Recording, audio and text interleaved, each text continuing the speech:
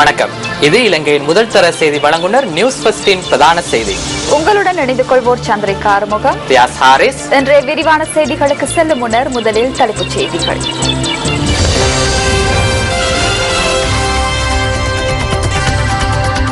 சிறந்த துடுப்பாட்ட வீரர் மஹல ஜயவர்தன டெஸ்ட் கிரிக்கெட்டில் இருந்து ஓய்வு.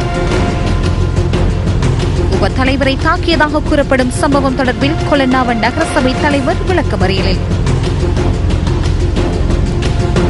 மேல் மாகாணத்தில் சட்டவிரோத துப்பாக்கிகளை தேடும் நடவடிக்கைகள் இன்று முதல் ஆரம்பம். விமர்சனம் தொடர்பில் அமைச்சர் நிமல் கருத்து.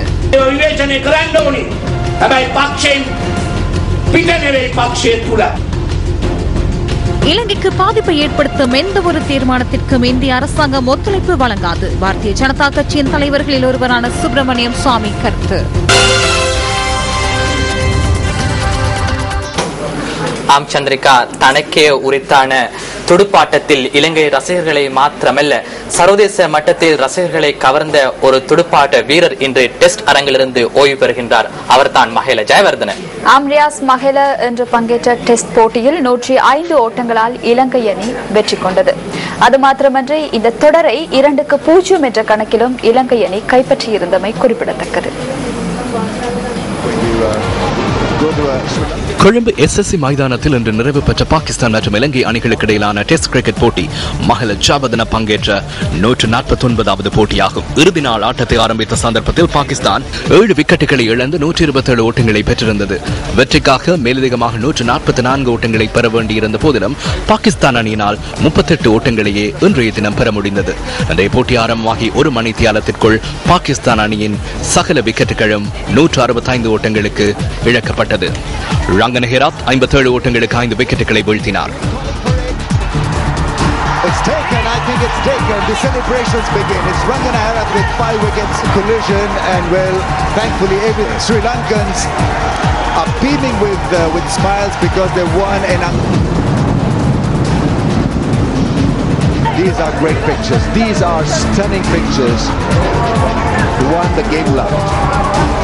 Yeah, it is an emotional moment there, by His Excellency the President, who's a sport-loving personality. He's come at the important time. Nishantha Ranatunga, the Secretary, we did see the President of Sri Lanka Cricket, Jayanta Dambadasa.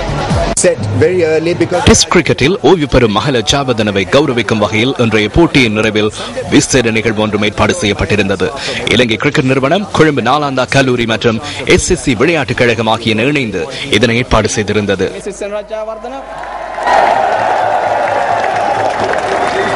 Thank you everyone for being a strength to me throughout these years. Without you guys I can't do anything. Test cricket போட்டிகளில் இருந்து ஓய்வு பெற்ற மஹல ஜயவர்தனவுக்கு பல நினைவு சின்னங்கள் வழங்கப்பட்டன. மஹல ஜயவர்தனவுக்கு வாழ்த்து தெரிவிப்பதற்காக SSC மைதானத்திற்கு ஜனாதிபதி மஹிந்த ராஜபக்ச வருகை தந்திருந்தமை விசேட அம்சமாகும். ஜனாதிபதி மஹிந்த ராஜபக்சவினால் இலங்கை கிரிக்கெட் நிறுவனத்தின் நினைவு சின்னம் மஹிலவுக்கு வழங்கப்பட்டது. டெஸ்ட் கிரிக்கெட் போட்டியிலிருந்து ஓய்வு பெற்ற மஹல ஜயவர்தன இன்று நிறைவு பெற்ற போட்டியுடன் 50 அரை சதங்களை பெற்ற விசேட வீரராக கிரிக்கெட் வரலாற்றில் தன்னை பதிவு செய்து கொண்டார். போட்டியின் பின்னர் நடைபெற்ற ஊடகவியலாளர் சந்திப்பில் பங்கேற்ற அவர் சர்வதேச டெஸ்ட் போட்டிகளில் இலங்கையை பிரதிநிதித்துவப்படுத்த கிடைக்கப்பெற்ற சந்தர்ப்பம் தொடர்பில் தான் பெருமை அடைவதாக குறிப்பிட்டார்.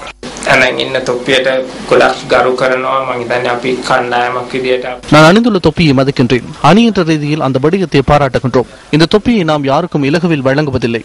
தொப்பிக்குள் இலக்கம் ஒன்று உள்ளது. அது எமது டெஸ்ட் கிரிக்கெட் இலக்கமாகும். 15 வருடங்களாக இந்த தொப்பியை நான் பயன்படுத்துகின்றேன். அதனால் தான் இவ்வாறு கிழிந்துள்ளது. சங்காவுடைய தொப்பி மோசமாகவே இருக்கின்றது. எனினும் அவர் அதனை அணிந்து கொண்டு இன்றும் விளையாடுகின்றார். ஏனெனில் நாம் அதனை மதிக்கின்றோம். இன்று நான் இதனை அணிந்து வந்தமை அதனை அணியும் இறுதி சந்தர்ப்பம் இது என்பதாலாகும். எனது வீட்டில் இதற்கான விசேட இடம் ஒன்று உள்ளது. இதனை அங்கு வைத்திருப்பேன். எதிர்காலத்தில் விளையாட உள்ள வீரர்களுக்கு அதன் மதிப்பு மிகவும் முக்கியமானதாகும்.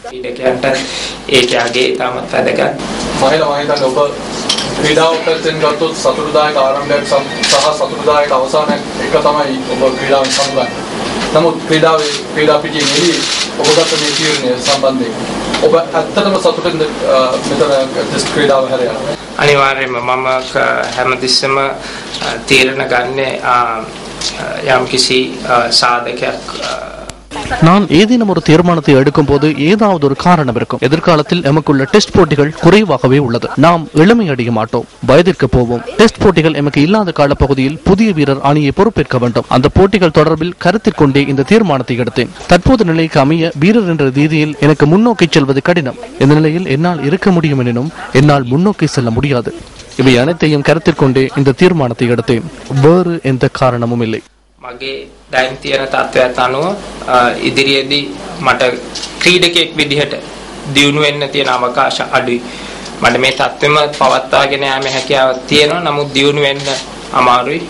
ඉතින් ඒ හැම සාධකයක්ම ගැන හිතලා තමයි මම මේ තීරණය ගත්තේ. නැතුව වෙන කිසිම සාධකයක් එකට හේතු වෙන්නේ. தன்னுடைய திறமை மூலம் இலங்கைக்கு பெருமையை ஈட்டிக் கொடுத்த மஹேல ஜெயவர்தன தொடர்பில் ஸ்போர்ட்ஸ் ஃபெஸ்ட் கொண்டு வரும் விசேட தொகுப்பு அடுத்து.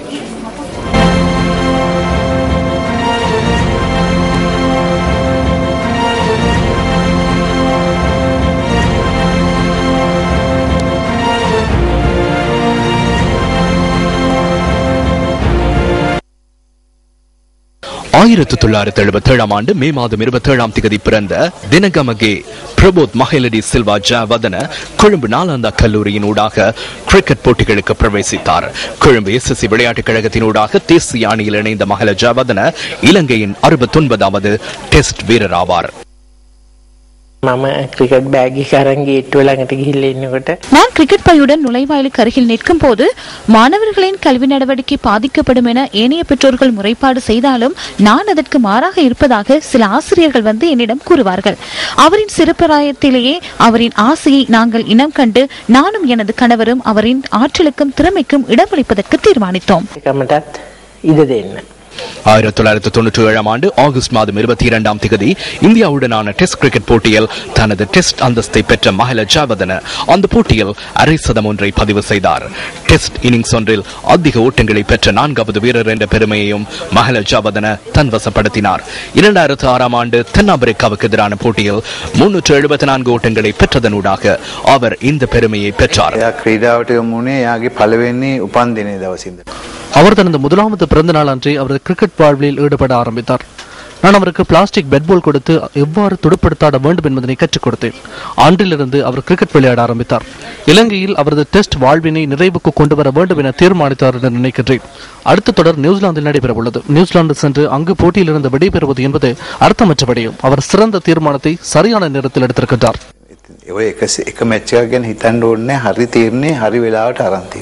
டெஸ்ட் கிரிக்கெட் வரலாற்றில் அதிக பிடிகளை எடுத்த 2வது வீரராகவும் மஹேல வரலாற்றில் இடம் பிடித்துள்ளார்.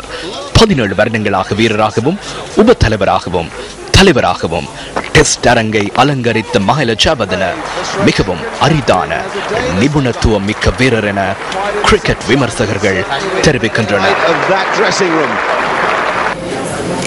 டெஸ்ட் கிரிக்கெட்டிலிருந்து ஓய்வு பெற்ற சந்தர்ப்பத்தில் மஹேல ஜெயவர்தன 149 போட்டிகளில் விளையாடி 11,814 ஓட்டங்களை பெற்றிருந்தார். சிறந்த துடுப்பாட்ட வீரர் மஹேல ஜெயவர்தனவுக்காக ஜிப்சிஸ் குழு தயாரித்த பாடல் அடுத்து. සමු අරන්ගියත් ඔබ අමතක වෙන්නේ නෑ ඔබ ක්‍රිකට් ලෝවේ පෑදස්කම් මැකෙන්නේ නෑ අද මේ මොහොතේ දැනෙනා දුක නිවෙන්නේ නෑ අපි කවදාවත් ඔබ අමතක කරන්නේ නෑ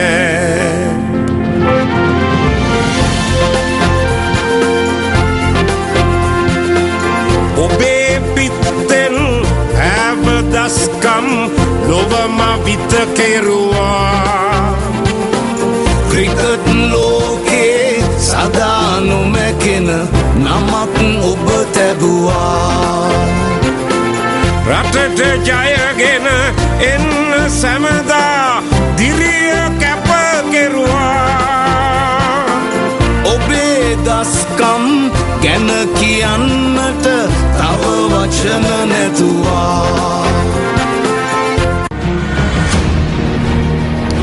இன்று டெஸ்ட் கிரிக்கெட் போட்டிகளில் இருந்து ஓய்வு பெற்ற மஹல ஜெயவர்தன தொடர்பில் முழுமையான தகவல்களை எமது இணையதளத்தில் பெற்றுக் கொள்ளலாம். www.newsfirst.lk என்ற எமது இணையதளத்துக்குள் பிரவேசியுங்கள்.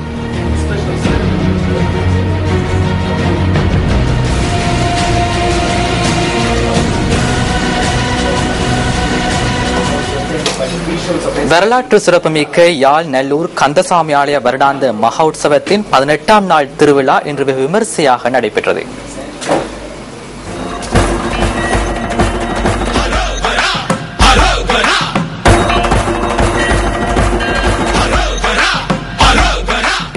யாழ்ப்பாணம் நல்லூர் நகரில் கோயில் கொண்டு எழுந்தருளிய அலங்கார கந்தனின் வருடாந்த மகோற்சவம் மிக விமர்சையான முறையில் நடைபெற்று வருகின்றது. இம்மாதம் 1ஆம் தேதி கொடியேற்றத்துடன் ஆரம்பமான நல்லை கந்தனின் வருடாந்த மகோற்சவத்தில் இன்றும் விசேட பூஜைகள் இடம்பெற்றன. விசேட பூஜை வழிபாடுகளின் பின்னர் வள்ளி தெய்வானை சமேதராய் வெளிவீதி வலம் வந்த அழகு தெய்வத்தை காண குறைவின்றி பக்தர்கள் புடை சூழ்ந்திருந்தனர். நாளொரு அழகு பெறும் நல்லூர் கந்தனின் மகோற்சவ திருவிழாவுக்கு நாட்டின் பல பாகங்களிலும் இருந்தும் பெருந்திரளான பக்தர்கள் வருகை தருகின்றமை சிறப்பம்சமாகும்.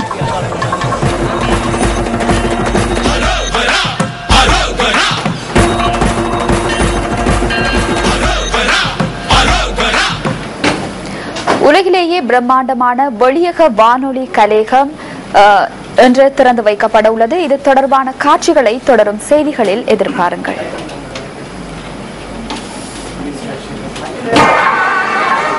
யாழ் நல்லூர் கந்தனின் உற்சவத்தை முன்னிட்டு தமிழ் மொழிக்கும் மண்ணுக்கும் கலாச்சாரத்திற்கும் பெருமை சேர்க்கும் வகையில் மிக பிரமாண்டமான முறையில் சக்தி FM, சக்தி டிவி மற்றும் நியூஸ் ஃபர்ஸ்ட் இணைந்து நல்லூரில் சக்தி வளாகத்தை நிர்மாணித்துள்ளது.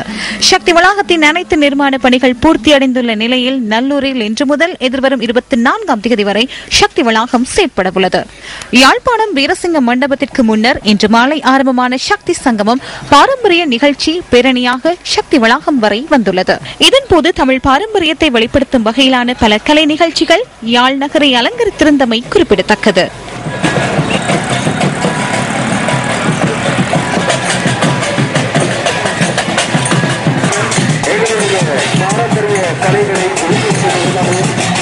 உலகில் இதுவரை யாரும் கண்டிராத வகையில் மிகவும் பிரமாண்டமான வெளியக வானொலி கலையகமும் சக்தி வளாகத்தில் நிர்மாணிக்கப்பட்டுள்ளமை விசேட அம்சமாகும். 6 படை முருகனின் திருவுருவங்களை தாங்கிய வகையில் 60 அடி அகலத்திலும் 50 அடி உயரத்தையும் கொண்டு இந்த வானொலி கலையகம் நிர்மாணிக்கப்பட்டுள்ளது. இதேவேளை யாழ் நல்லூர் சக்தி வளாகத்தில் நிர்மாணிக்கப்பட்ட நியூஸ் ஃபர்ஸ்டின் விசேட அரங்கில் திரைப்பரீட்சைகள் மற்றும் குரல் தேர்வு எதிர்வரும் 23 மற்றும் 24ஆம் தேதிகளில் நடைபெறவுள்ளன. இந்த திரைப்பரீட்சை மற்றும் குரல் தேர்வில் இருந்து தெரிவு செய்யப்படும் இருவருக்கு நியூஸ் ஃபர்ஸ்டில் செய்தி வாசிப்பதற்கான சந்தர்ப்பமும் வழங்கப்படவுள்ளது. தமிழ் பேசும் மக்களின் சக்தியாக சக்தி எஃப்எம்முடன் இணைந்து சக்தி டிவி மற்றும் இலங்கையின் முதற்தர செய்தி வழங்குனர் நியூஸ் ஃபர்ஸ்ட் யாழ் நகரில் இன்று முதல் பல்வேறு நிகழ்ச்சிகளை நடத்துகின்றன. அலங்கார கந்தனின் அழகு உற்சவத்துடன் கைகோர்க்கின்ற யாழ் நல்லூர் சக்தி வளாகத்துக்கு சக்தி குடும்பம் சார்பில் உங்களையும் அழைக்கின்றோம். கொலன்னாவை நகரசபை தலைவர் ரவீந்திர உதயசாந்த கொழும்பு மாவட்ட நீதிமன்றத்தில் ஆஜர்படுத்தப்பட்டதை அடுத்து எதிர்வரும் 22ஆம் தேதி வரை விளக்கமறியல் வைக்கப்பட்டிருக்கின்றார். பிரதி தலைவர் மீது தாக்குதல் மேற்கொள்ளப்பட்ட சம்பவம் தொடர்பில் ஆஜர்படுத்தப்பட்ட போதே இந்த உத்தரவு பிறப்பிக்கப்பட்டுள்ளது. உபத்தலைவர் தலைவருக்கு எதிராக பதாகைகள் ஒட்டிக் கொண்டிருந்த போது தாக்குதல் மேற்கொள்ளப்பட்டதாகவும் அந்த சந்தர்ப்பத்தில் தலைவரின் கையில் துப்பாக்கி இருந்ததாகவும் போலீசாரிடம் மேற்கொள்ளப்பட்ட முறைப்பாட்டில் தெரிவிக்கப்பட்டுள்ளது. இதன் அடிப்படையில் தலைவரை கைது செய்வதற்கு நடவடிக்கை எடுக்கப்பட்டிருந்த நிலையில் அவர் ஜனாதிபதி சட்டத்தரணி ஜயந்த வீரசிங்கவுடன் நீதிமன்றத்தில் ஆஜராகியுள்ளார். எதிர்வரும் 22ஆம் தேதி வரை விளக்கமறியலில் வைக்குமாறு மேலதிக நீதவான் நிரோஷ பெர்னாண்டோ உத்தரவிட்டுள்ளார். முறைப்பாட்டாளர்களான போலீசார் இன்று நீதிமன்றத்தில் ஆஜராகாததை அடுத்து எதிர்வரும் 22ஆம் தேதி போலீசாரை நீதிமன்றத்தில் ஆஜராகுமாறு அறிவித்தல் விடுக்கப்பட்டுள்ளது. ஊவா தேர்தல் மேடைகளில் தெரிவிக்கப்பட்ட கருத்துக்கள் அடுத்து.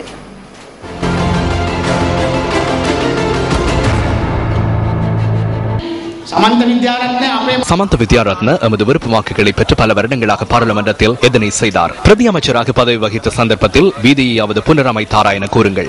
சமந்த வித்யாரத்ன போன்றவர்கள் எங்கு மின்சாரத்தை வழங்கினர், எங்கே இருந்தார்கள்? தனது கிராமமான ரிதிமாலியத்தவில் கூட மின்சாரத்தை வழங்க முடியவில்லை. இந்த அரசியலுக்கு வாழ்த்துக்கள். நாட்டின் சட்டத்தை அமைத்தது யார்? பாராளுமன்றமே சட்டத்தை அமைக்கின்றது. உங்களுக்காக வகுத்த சட்டம் எவ்வாறுள்ளது? சைக்கிள் முச்சக்கர வண்டி வாங்குவதற்கு வரி அறவிடப்படுகின்றது. நாம் அமைச்சரான பின்னர் வாகனம் ஒன்றை கொள்வனவு செய்ய வரி அறவிடுவதில்லை. ஆகவே சிறந்த எதிர்காலமாகும். அதுவே ஆச்சரியம். அழகான பெயரொன்றையும் வைத்துள்ளனர்.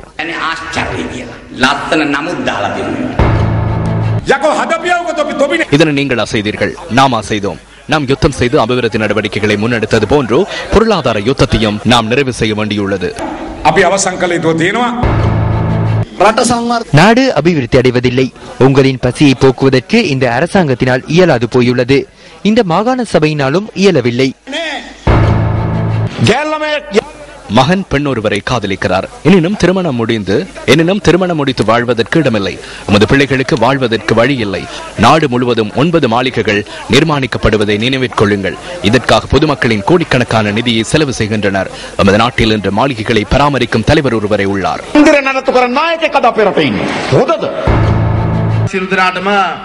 அனைவருக்கும் பொறுப்புள்ளது. அதாவது நாம் வெற்றி கொண்ட சுதந்திரத்தை பாதுகாத்து எமது தாய்நாட்டை ஆசியாவின் பெருமையாக மாற்றுவதே எமது எதிர்பார்ப்பாகும். தாய்நாட்டை இவ்வாறு மாற்றும் பயணத்தில் எமது அபிவிருத்தி நடவடிக்கைகளையும் முன்னோக்கி கொண்டு செல்வது எமது பொறுப்பாகும்.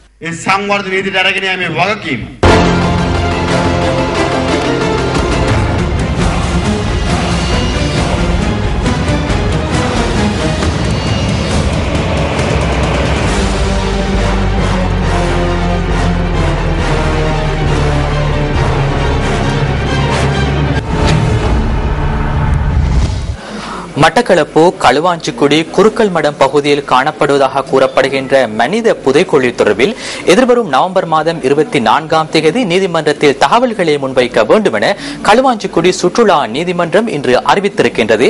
அதற்கு முன்னர் அகழ்வு பணியை ஆரம்பிப்பதற்கான திகதியை விரைவில் தீர்மானிக்க வேண்டும் என்றும் நீதிமன்றம் தெரிவித்துள்ளது. இந்த அகழ்வு பணிகள் சட்ட வைத்திய அதிகாரி, அரசு ரசாயன பகுப்பாய்வாளர் மற்றும் தொல்பொருள் நிபுணர் ஆகியோரின் மேற்பார்வையில் இன்று ஆரம்பிக்கப்படவிருந்தது. எனினும் சட்ட வைத்திய அதிகாரி வருகை தராமையினால் இன்று அகழ்வு பணிகளை ஆரம்பிக்க முடியாதுள்ளதாக போலீசார் நீதிமன்றத்தில் இன்று அறிவித்தனர். அகழ்வு பணிகளை மேற்பார்வை செய்யவுள்ள நிபுணர்களுடன் கலந்துரையாடி விரைவில் அகழ்வு பணிகளை ஆரம்பிப்பதற்கான திகதியை அறிவிக்குமாறு நீதவான் இதன்போது உத்தரவு பிறப்பித்துள்ளார்.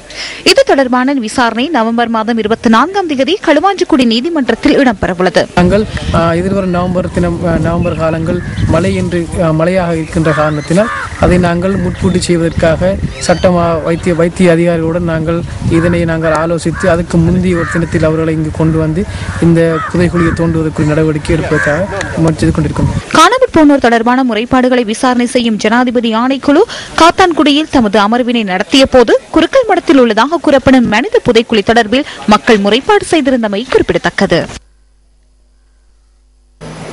இலங்கை தொடர்பில் சர்வதேச விசாரணையை மேற்கொள்வது என்பது நியாயத்தில் குளறுபடிகளை ஏற்படுத்துகின்ற ஒரு விடயம் என வெளிவிவகார அமைச்சர் பேராசிரியர் GL பீரிஸ் தெரிவிக்கின்றார். 2014ஆம் ஆண்டுக்கான பாதுகாப்பு மாநாட்டின் போதே அவர் இவ்வாறு குறிப்பிட்டிருந்தார்.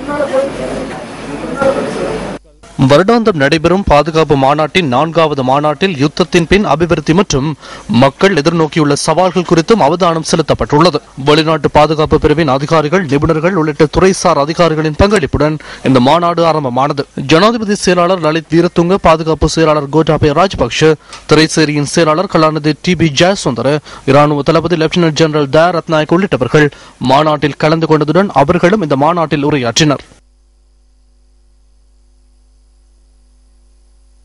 There are no circumstances in which this country will be subjected to an international. சர்வதேச விசாரணைக்கான சூழ்நிலை இல்லை. இது பக்கசார்பற்ற விசாரணை அல்ல.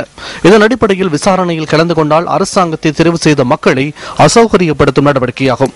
இந்த விசாரணைக்கு முன்வைக்கின்ற சாட்சிகள் மீள்பரிசீலனை செய்வதற்கு யாருக்கும் சந்தர்ப்பமில்லை.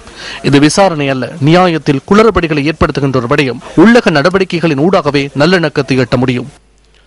If reconciliation is to be achieved, it must be the result of a local process, a domestic, a homegrown, homespun process. இலங்கைக்கு பாதிப்பை ஏற்படுத்தும் எந்த ஒரு தீர்மானத்துக்கும் இந்திய அரசாங்கம் ஒத்துழைப்பு வழங்காது என பாரதிய ஜனதா கட்சியின் தலைவர்களில் ஒருவரான சுப்பிரமணியம் சுவாமி தெரிவிக்கின்றார். கொழும்பில் நடைபெறுகின்ற பாதுகாப்பு மாநாட்டில் கலந்து கொள்வதற்காக வந்திருந்த அவரிடம் நியூஸ் ஃபர்ஸ்டின் ஊடகவியலாளர் ஷமீர் ரசூல்டின் வினவிய கேள்விகளுக்கு பதிலளிக்கும் பொழுதே அவர் இதனை கூறினார். நீங்கள் 2013ஆம் ஆண்டு பாரதிய ஜனதா கட்சியுடன் இணைந்து கொண்டீர்கள். கடந்த 5 வருடங்களாக இலங்கை அடைந்து கொண்டுள்ள அடைவு மட்டங்கள் தொடர்பில் நீங்கள் என்ன நினைக்கின்றீர்கள்? Well, first of all, normalcy is clearly restored. முதலில் மக்களின் அன்றாட வாழ்க்கை வழமைக்கு திரும்பியுள்ளது. இரண்டாவது, அதிகளவிலான இடம்பெயர் முகாம்கள் வெற்றிடங்களாகியுள்ளன. மக்கள் மீண்டும் சொந்த இடங்களில் மீள்குடியமர்த்தப்பட்டுள்ளனர். மூன்றாவது, அடிப்படை வசதிகள் அதிகளவில் மேம்படுத்தப்பட்டுள்ளன. The third thing is that much of the infrastructure has been restored. In terms of achieving reconciliation, நல்லிணக்க செயற்பாடுகளில் இலங்கை உண்மையிலேயே முன்னின்று செயற்படுகிறது என்பதில் உங்களுக்கு நம்பிக்கை இருக்கிறதா? Yeah, that's not so much. மக்கள் மத்தியில் மோதல் நிலவுவதாக நான் நினைக்கவில்லை. LTTயினரால் சில தலைவர்களுக்கு அச்சுறுத்தல் விடுக்கப்பட்டது. பல ஜனநாயக தமிழ் தலைவர்கள் கொலை செய்யப்பட்டனர். Some people, they killed all the democratic Tamil leaders. நல்லிணக்கம் தொடர்பில் பாரதிய ஜனதா கட்சியின் நிலைப்பாடு என்ன? Well, first of all, we want good relations with Sri Lanka. முதலில் இலங்கைக்கும் எமக்கும் இடையில் நெருங்கிய தொடர்புகள் அவசியமாகும். இது எமது அயல் நாடு. சிங்கள மக்களும் தமிழ் மக்களும் இந்தியாவிலிருந்து வந்தனர். Tamils went from India. Secondly is that Sri Lanka, the Congress party-led government which was in power. கடந்த காங்கிரஸ் அரசாங்கம் இலங்கையின் மனித உரிமைகள் தொடர்பில் அதிக அளவில் குரல் கொடுத்தது. தற்போதைய அரசாங்கம் இலங்கையின் தமிழ் மக்கள் தொடர்பில் அவ்வாறு கவனம் செலுத்துகிறதா? Sri Lanka. What is the take on the BJP? Are you concerned about the Tamil-speaking people in the country? we are concerned to the extent. ஆம், நாம் அதிக அளவில் கவனம் செலுத்துகிறோம். குறிப்பாக தமிழ் மக்களுக்கு அதிகார பகிர்வு அவசியமாகும். நாம் ஈழத்தை ஏற்றுக்கொள்வதில்லை. அதற்கு நாம் நமது நாட்டிலும் சந்தர்ப்பம் வழங்குவதில்லை. எனவே அதற்கு ஏனைய நாடுகளும் ஒத்துழைப்பு வழங்காது. Discourage it in our own country, we can't encourage it in some other country. The Indian government 2015ஆம் ஆண்டு ஐக்கிய நாடுகளின் மனித உரிமைகள் பேரவையில் மீண்டும் இலங்கைக்கு எதிராக ஒரு தீர்மானம் கொண்டு வந்தால் இந்தியாவின் நிலைப்பாடு எதுவாக இருக்கும்? come March next year 2015, what would be the position of the Indian government? Well, if it's going to be an intrusive resolution, தேவையற்ற அழுத்தம் கொடுக்கும் ஒரு தீர்மானமாக இருந்தால் நாம் அதற்கு எதிராக வாக்களிப்போம். வாக்களிப்பில் இருந்து நாம் விலகி இருக்க மாட்டோம். அந்த பேரவை ஒரு விடயத்தை கவனத்தில் கொள்ள வேண்டும். இலங்கைக்கு உள்ளே சென்று விசாரணை செய்ய வேண்டும் என அவர்கள் கூறினால் நாம் அதற்கு ஒத்துழைப்பு வழங்குவதில்லை. that we may support. You speak about good relations between Sri Lankan government and இலங்கைக்கும் இந்தியாவுக்கும் இடையில் சிறந்த உறவுகள் நிலவுவதாக நீங்கள் கூறுகிறீர்கள். இலங்கை ஜனாதிபதி இந்திய மீனவர்களை விடுதலை செய்தார். எனினும் இந்தியாவில் இருந்தது அதே போன்ற ஒரு பகிரங்க அறிவிப்பு விடுக்கப்படவில்லை. authorities of the last few months taken into account by the Indian officials at present. Well, I tell you one thing. நான் உங்களுக்கு ஒரு விடயத்தை கூறட்டும். கடந்த வருடம் நான் இலங்கை ஜனாதிபதியை சந்தித்த போது இந்திய மீனவர்களை பிணையில் விடுதலை செய்வதாக அவர் கூறினார். அது தற்போது நடைமுறைப்படுத்தப்படுகிறது. இந்திய சிறைச்சாலைகளில் இலங்கை மீனவர்கள் இருந்தால் என்னிடம் கூறுங்கள். அவர்களை விடுவிப்பது தொடர்பிலான பொறுப்பை நான் ஏற்றுக்கொள்கிறேன். If there is any Sri Lankan fisherman in Indian jail, please tell me. I'll see that they are also released the same way. ஒட்டுமொத்தமாக பாதிக்கப்பட்ட அனைத்து தமிழ் மக்களும் விசாரணைகளில் கலந்து கொண்டால் அரசாங்கத்தால் முழு இனத்தையும் அழிக்க முடியாது என தமிழ் தேசிய மக்கள் முன்னணி தெரிவிக்கின்றது. கொழும்பில் இன்று நடைபெற்ற ஊடகவியலாளர் சந்திப்பின் போது முன்னணியின் தலைவர் கஜேந்திரகுமார் பொன்னம்பலம் இவ்வாறு குறிப்பிட்டிருந்தார். ஒரு விசாரணை ஆக்கப்பூர்வமாக நடைபெறுவதற்கு முக்கியமான சாட்சியம் உண்மையிலே தமிழ் மண்ணில் தான் இருக்கின்றது. உண்மையிலே இந்த போரால் அழிக்கப்பட்டு பாதிக்கப்பட்ட தரப்புகள் சட்டம் தெரியாதவர்கள். அவை எங்கட மக்களுக்கு உண்மையிலே முடிவெடுக்க முடியாது. எது சொல்ல வேண்டும், எது சொல்லக்கூடாது. எங்களை பொறுத்தவரையிலே ஆபத்துகள் நிச்சயமாக இருக்கும். இல்லை என்று ஒரு காலம் நாங்கள் கூட முடியாது. ஒட்டுமொத்தமாக எல்லா தமிழர்களும் பாதிக்கப்பட்ட தரப்புகளும் இந்த விசாரணையில் நேரடியாக கலந்து கொண்டு அவர்கள் தங்களுடைய ஒத்துழைப்பை வழங்க முன்வந்தால் ஒரு அரசுக்கு ஒரு முழு இனத்தையும் ஒரே நேரத்தில் தடுப்பதற்கு வழி இல்லை. சாட்சியம் அளிக்கிறதை தடுக்கிறதோ இல்லாட்டி அவர்களை பின்வாங்க சொல்லியோ எந்த விதமான கருத்தும் கூறுவதற்கு மாறானாக்கள் தான் நாங்கள். இலங்கை அரசே பாதிக்கின்ற ஒரு தரப்புக்கு நீதி நியாயத்தை கொடுக்க போவது இல்லை. சர்வதேச சமூகம் நிச்சயமாக செய்யும் என்றும் நான் சொல்ல வரவில்லை. நீங்கள் 100 சர்வதேச நிபுணர்களை சேர்க்கலாம். இறுதியில விசாரணை நடத்த போகின்றவர்களும் அதுல தீர்ப்பு வழங்க போகின்றவர்களும் இங்க இருக்கிறவர். குற்றவாளியாக இருக்கக்கூடிய அரசு ஒரு விசாரணையை நியமிச்சிருக்கின்ற ஒரு நிலையில தன்னுடைய குற்றங்களை விசாரிப்பதற்கு தானே நியமிக்கிறதை ஒரு நாளும் ஏற்க முடியாது. நியூஸ் ஃபர்ஸ்டின் பிரதான செய்தி தொடர்கின்றது. அகலவத்தில் நேற்று நடைபெற்ற ஸ்ரீலங்கா சுதந்திர கட்சியின் தொகுதி கூட்டத்தில் அமைச்சர் நிமல் சிறிபாலடி சில்வா இவ்வாறு கருத்து தெரிவித்தார். මේ ලෝකයේ இந்த உலகில் எந்த ஒரு நாட்டிலும் 100% சரியான தலைவர்களும் கட்சிகளும் இருந்ததில்லை. இங்குள்ள அரசியல்வாதிகளில் 99% விடயங்கள் சிறந்த விடயங்களாக இருக்கலாம். எனினும் நீங்கள் ஏற்றுக்கொள்ளாத ஓர் அல்லது 2% விடயங்கள் இருக்கலாம். கட்சி தொடர்பிலான விமர்சனங்கள் இருக்கலாம். கட்சியுடன் தொடர்புபட்ட நபர்கள் தொடர்பிலான விமர்சனங்கள் இருக்க முடியும். அவ்வாறு இருக்குமாக இருந்தால் அதனை விமர்சிக்க வேண்டும். ஆனால் கட்சிக்கு வெளியே சென்று விமர்சிக்க முடியாது. கட்சிக்கு உள்ளே இருந்து விமர்சிக்க வேண்டும். ஸ்ரீலங்கா நிதாஸ் பக்ஷே கிலான் கியானே හැමදේටම එයි කියන පක්ෂයක් නෙවෙයි. அண்மை காலமாக மலையகத்தில் இடம்பெறும் குளவிக்கொட்டு சம்பவங்கள் மற்றும் குளவிக்கூடுகள் தொடர்பில் நாம் செய்திகள் பதிவு செய்திருந்தோம். எனினும் இன்று திருகோணமலையில் காணப்படும் குளவி அபாயம் தொடர்பான தகவல்களை இன்று நாம் தருகின்றோம். திருகோணமலை கிண்ணியா அலிகார் மகாவித்யாலய மாணவர்களும் ஆசிரியர்களும் குளவி கொட்டும் ஆபத்தை எதிர்நோக்கியுள்ளனர். பாடசாலைக்கு அருகிலுள்ள நீர்த்தாங்கியில் குளவிக்கூடுகள் காணப்படுவதால் அவர்கள் அச்சத்துடன் பாடசாலைக்கு செல்ல வேண்டிய நிலை ஏற்பட்டுள்ளது. அத்துடன் இந்த குளவிக்கூடுகள் அடிக்கடி களைவதால் கற்றல் நடவடிக்கைகளை முன்னெடுக்க முடியாதுள்ளதாக ஆசிரியர்களும் மாணவர்களும் கூறுகின்றனர். வகுப்புகள் இல்லாத காரணத்தினால் மாணவர்கள் வெயிலிலும் மழை காலங்களிலும் சரியான கஷ்டங்களை எதிர்நோக்கி வருகின்றார்கள். அதுதான் இருந்தது என்று நினைத்தால் பக்கத்தில் ஒரு நீர்த்தாங்கியில் குளவிகளின் காரணமாக குளவிகள் மாணவர்களுக்கு இடையூறாக காணப்படுகின்றது. நீர்த்தாங்கியில் குளவிகள் இருப்பதன் காரணமாக மாணவர்கள் அடிக்கடி துன்பப்படுகின்றார்கள். குளவிகள் குட்டக்கூடிய சூழ்நிலை காணப்படுவது காரணம் வகுப்பறை பிரச்சினை காணப்படுவது. கிண்ணியா அலிகார் மகாவித்யாலயத்தில் 8 வகுப்புகள் மரத்தின் கீழ் முன்னெடுக்கப்படுவதுடன் இவ்வாறு கற்றல் நடவடிக்கையில் ஈடுபடும் மாணவர்கள் குளவிக்கொட்டுக்கு இலக்காகுவதாகவும் தெரிவிக்கப்படுகின்றது. சுமார் 600 மாணவர்களும் 30 ஆசிரியர்களும் இந்த பாடசாலையில் கற்றல் கற்பித்தல் நடவடிக்கையில் ஈடுபடுகின்றனர். இந்த பாடசாலைக்கு வகுப்பறை கட்டிடம் கட்டுவதோடு இந்த பாடசாலைக்கு அருகாமையில் உள்ள குளவி கூட்டினை அகற்ற வன பரிபாலன சபை நடவடிக்கை எடுக்க வேண்டும் என கேட்டுக்கொள்கின்றேன். அன்றாடம் குளவிக்கொட்டுக்கு இலக்காகுவோமா என்ற அச்சத்துடன் கல்வி நடவடிக்கைகளை முன்னெடுப்பதோடு இந்த குளவிக்கூடுகளை அகற்றி தமது கல்வி நடவடிக்கைகளை அச்சமின்றி முன்னெடுப்பதற்கு வழிவகுக்குமாறு பாடசாலை மாணவர்களும் ஆசிரியர்களும் கோரிக்கை விடுத்துள்ளனர். உங்கள் வாழ்க்கை எங்கள் செய்தி. மேல் மாகாணத்தில் சட்டவிரோத துப்பாக்கிகளை தேடும் நடவடிக்கைகளை ஆரம்பித்துள்ளதாக போலீசார் தெரிவிக்கின்றனர். கொழும்பு மற்றும் அதனை அண்மித்த பகுதிகளில் கடந்த சில தினங்களாக இடம்பெற்ற கொலை சம்பவங்களை கருத்தில் கொண்டு இந்த தேடுதல் நடவடிக்கையை ஆரம்பித்துள்ளதாக போலீஸ் ஊடக பேச்சாளர் சிரேஷ்ட போலீஸ் அத்தியட்சகர் அஜித் ரோஹன தெரிவிக்கின்றார். கடந்த 2 நாட்களில் மாத்திரம் இவ்வாறான சம்பவங்கள் மூலம் 2 உயிரிழந்துள்ளதோடு மேலும் 2 காயமடைந்துள்ளனர்.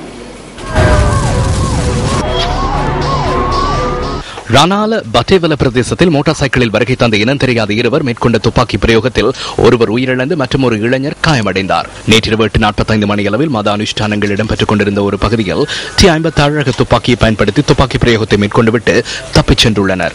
துப்பாக்கிச் சூட்டில் காயமடைந்த ஒருவர் நவகமு வைத்தியசாலையில் அனுமதிக்கப்பட்ட சந்தர்ப்பத்தில் உயிரிழந்திருந்ததுடன் மற்ற நபர் தேசிய வைத்தியசாலையில் சிகிச்சை பெற்று வருவதாக போலீசார் தெரிவிக்கின்றனர். ரானால பட்டேவல பிரதேசத்தைச் சேர்ந்த 28 வயதான ஹிட்டியாராஜிகே தீப்தி பிரதீப் என்ற இளைஞனே இந்த துப்பாக்கி பிரயோகத்தில் உயிரிழந்துள்ளார். தர்ம பொருட்களை வழங்கி தானம் வழங்கினோம். அனைவரும் சென்ற பின்னர் எனது மகன் மீது துப்பாக்கி பிரயோகம் மேற்கொள்ளப்பட்டது. தான நிகழ்வு நிறைவு பெற்ற அனைவரும் சென்ற பின்னர் எமது குழுவினர் மாத்திரம் அங்கிருந்தோம். மோட்டார் சைக்கிளில் வருகை தந்தவர்கள் தீப்தி அண்ணாவின் அருகில் சென்று துப்பாக்கி பிரயோகம் மேற்கொண்டு விட்டு தப்பி சென்றனர். இந்த சம்பவத்தில் அந்த பிரதேசத்தைச் சேர்ந்த 19 வயது இளைஞன் ஒருவர் காயமடைந்தார். உயிரிழந்த இளைஞனின் சடலம் மேலதிக விசாரணைகளுக்காக கொழும்பு போலீஸ் பிரேத அறையில் வைக்கப்பட்டுள்ளது. துப்பாக்கி பிரயோகத்தின் பின்னர் துப்பாக்கிதாரிகள் வருகை தந்த மோட்டார் சைக்கிள் அந்த பிரதேசத்தில் உள்ள காட்டு பகுதியில் கைவிடப்பட்ட நிலையில் இன்று காலை கண்டெடுக்கப்பட்டுள்ளது. வரலாற்று சிறப்புமிக்க யாழ்ப்பாணம் பொன்னாலை வரதராஜ பெருமாள் ஆலயத்தின் வருடாந்த ரதோற்சவம் வெகு விமரிசையாக இன்று நடைபெற்றது. ஈழத்தின் தொன்மை மிகுந்த திருமால் ஆலயங்களில் ஒன்றான யாழ்ப்பாணம் பொன்னாலை வரதராஜ பெருமாள் ஆலயத்தின் தோற்றம் மற்றும் சிறப்பு குறித்து தட்சிண கைலாய புராணம் விதந்துரைக்கின்றது. ஆழ்வார்களால் போற்றப்படும் 108 வைஷ்ணவ தலங்களுக்கு ஈடாக போற்றப்படும் பொன்னாலை வரதராஜ பெருமாள் ஆலயத்தில் தற்போது அமைக்கப்பட்ட 108 அடி ராஜகோபுரம் அழகும் பக்தியும் மிகுந்து காட்சியளிக்கின்றது. ஆவணி மாதத்தில் வரும் ஸ்ரீ கிருஷ்ண ஜெயந்தியை முன்னிட்டு 19 நாட்களும், மார்கழி மாதத்தில் வரும் மேகாதசியை முன்னிட்டு 10 நாட்களுமாக வருடந்தோறும் 2 மகோற்சவங்கள் இடம்பெறுவது சிறப்பம்சமாகும். வரதராஜ பெருமாள் ஸ்ரீதேவி பூதேவி சமேதராய் ஆலய கருவறையில் அருள் பாலிக்கின்றார். ஆலயத்தின் ரதோற்சவத்தில் இன்று காலை 10 மணிக்கு வசந்த மண்டப பூஜை இடம்பெற்றதுடன் 12 மணிக்கு வரதராஜ பெருமாள் தேரேறி வந்து பக்தர்களுக்கு அருளாசி வழங்கினார். கலாசார பண்பாட்டு நிகழ்வான உரியடி உற்சவம் 1:30 மணியளவில் நடைபெற்றது. இதேவேளை இந்த ஆலயத்தில் பாரம்பரியமாக இடம்பெறும் வரலாற்று சிறப்புமிக்க தீர்த்தோற்சவம் திருவடி நிலையில் நாளை இடம்பெறவுள்ளமையும் குறிப்பிடத்தக்கது. கிராமி விருது வென்ற இந்தியாவின் பிரபல கலைஞர் விக்கு நாயகம் கலந்து கொண்ட சிறப்பு நிகழ்ச்சி ஒன்று இன்று யாழ்ப்பாணத்தில் நடைபெற்றது.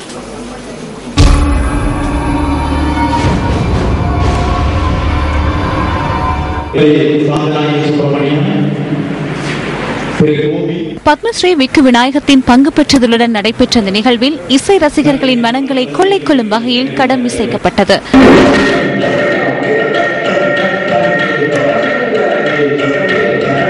இந்த நிகழ்வில் அணிசர் கலைஞர்களும் பங்கு பெற்று இருந்தனர். இந்த நிகழ்வில் கலந்து சிறப்பித்த பத்மஸ்ரீ விக்கு விநாயகம் தன்னுடைய கட வாசிப்பில் ரசிகர்களை லைக் செய்தார்.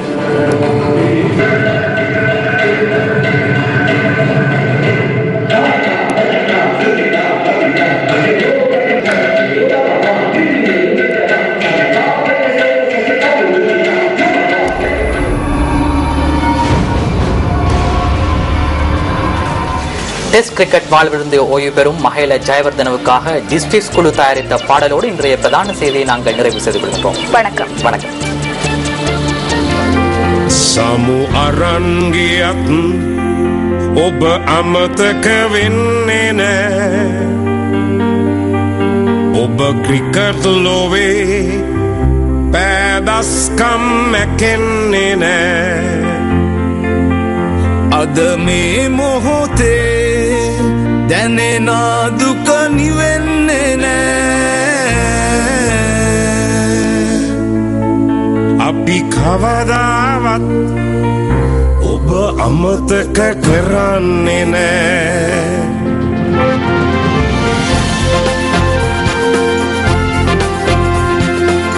ඔබේ පිත්තෙන් හැවදස්කම් ලොවම විත කෙරුවා